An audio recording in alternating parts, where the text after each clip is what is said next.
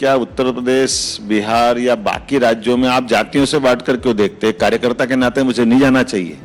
मैं भारतीय जनता पार्टी का सिपाही हूँ। अपने विचार का झंडा लेके भारत में जहां भारतीय जनता पार्टी पहुंचाएगी मैं वहां जाने को तैयार रहूंगा।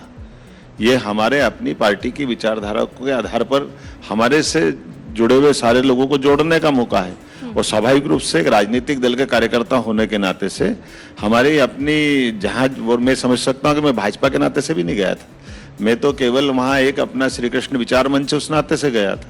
तो स्वाभाविक रूप से विचारों की अभिव्यक्ति के आधार पर जहां हमको इस तरह से निमंत्रण मिले वहां हमको जाना चाहिए। नहीं तो ये तो सच है ना कि बिहार में जैसे ही आप गए इंडी गठबंधन को दिल का दौरा पड़ गया। नहीं, ये गलतफहमी मैं नहीं पालता हूँ, मेरे जाने से कुछ हो गया।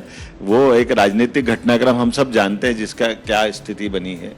वो एक अपनी अलायंस से जो लालू जी और नीतीश जी का था, स्वाभाविक रूप से नीतीश जी उससे बाहर आए और भाजपा से जुड़े, तो मुझे तो आनंद आया इस बात के लिए। तो नीतीश जी कैसे मुख्यमंत्री लगते हैं आपको? मैं ये थोड़ी बोल सकता, नीतीश जी का तो अपने आप में हमारे साथ लंबा अनुभव है और भारतीय जनता पार्टी के नाते से मैं समझ सकता हूँ उनका सबसे ज्यादा सरकार में साथ रहने का अनुभव तो हमारे साथ का ही। नहीं तो मैं 12 दिन पहले आपसे ये सवाल पूछती तो आप कहते नहीं माहौल खराब है, नीतीश जी से हो नहीं पा रहा है। मैं अपने राज्य की बात करूंगा, वहां की बात क्यों करूँ?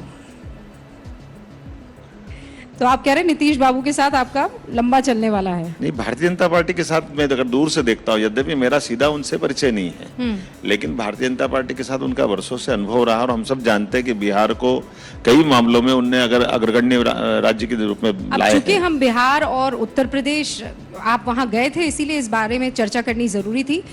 विपक्ष आपको चैलेंज कर रहा है, बीजेपी को। राहुल गांधी कह रहे हैं कि जातिगत जनगणना करवा के दिखाइए ना, आप तो ओबीसी का बड़ा चेहरा है।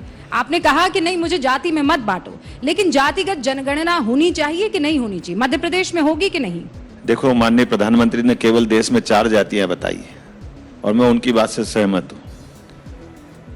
उन चारों जातियों के अलावा उन जातियों पे बात करना मुझे लगता है आज के इस अवसर पर बेमानी होगा। पर जातिगत जनगणना होनी चाहिए कि मैंने फिर दोबारा निवेदन किया कि हमारे लिए पूरे भारत के सभी अंचल को साथ में लेके चलने की जो भारतीय जनता पार्टी की अवधारणा है, मैं उसमें विश्वास करता हूँ।